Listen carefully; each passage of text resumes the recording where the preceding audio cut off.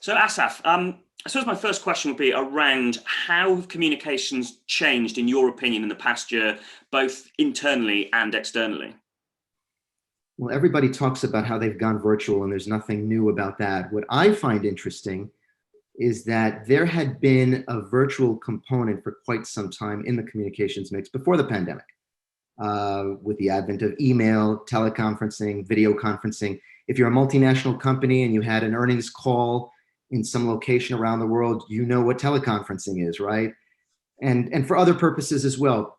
But what I think that the pandemic has done um, is that it has pressed companies to refine the virtual component of their communication mix. And I think that coming out of this, companies will have benefited in a better and improved communication practices overall when face-to-face comes back.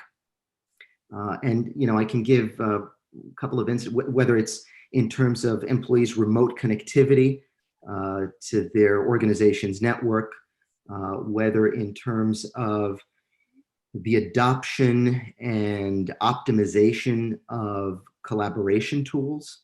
I won't single out names because it's not appropriate, but many of us know what I'm talking about, whether it's the adoption and optimization of various platforms that enable you to host virtual events. I know that we at MUFG have been exploring some, and I think that overall companies will have benefited from this experience and emerged with a stronger virtual component coming back to the office. And I suppose now that we know that in-person meetings are having to switch to virtual, what sort of advice would you have on best ways that companies can deliver those meetings effectively? Because it's not always as straightforward as people think. Ironing out a tight protocol, who comes before whom and after whom. I don't recommend being scripted because it will come across over the screen, and that's never a good thing. You want to be authentic. You want to be a little bit even extemporaneous, but you do want to have a very tight handle on your talking points, even more so virtually than in person, where you can sense the dynamic of the room. You have a better grasp of cues. Those things are not always sufficiently apparent when, through the virtual medium.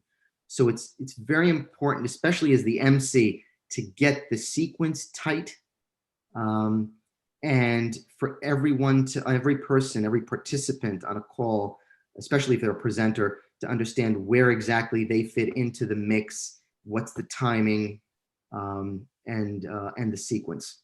I think those would be my primary points of advice.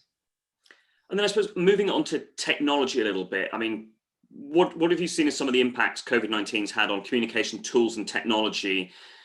We know that the industry's been trying to produce portals for client communications for a while now. I mean, what changes have you seen in that have been forced on us? Well, I could generally say that I've seen an interesting interplay between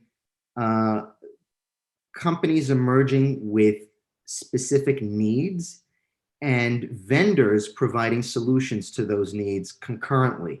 And so there's been like a nice interplay between the two and a meeting point. And it's at the point where companies are adopting and implementing new tools for different events that have various purposes, some internal events, some external events. For example, we at MUFG host virtual client events as well, right? So it's been a very productive meeting point between companies' needs and vendors who answer to those needs. I would also say, and this is kind of a general maybe piece of advice to anyone hosting virtual meetings on a regular basis, there are ways to make those meetings more appealing, more original, more experiential. I know that we have been layering on a real life component onto the virtual medium. And what I mean by that is, for example, we at MUFG have had a couple of client events where we had a wine tasting.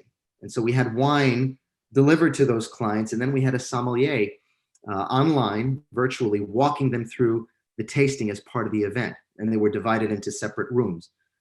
I know that I, as a communicator, I've been invited over the past couple of months to a virtual coffee tasting, a virtual chocolate tasting. The stuff that I get in the mail these days is just unbelievable. You never know what's going to happen when I open the mailbox. All delightful, right?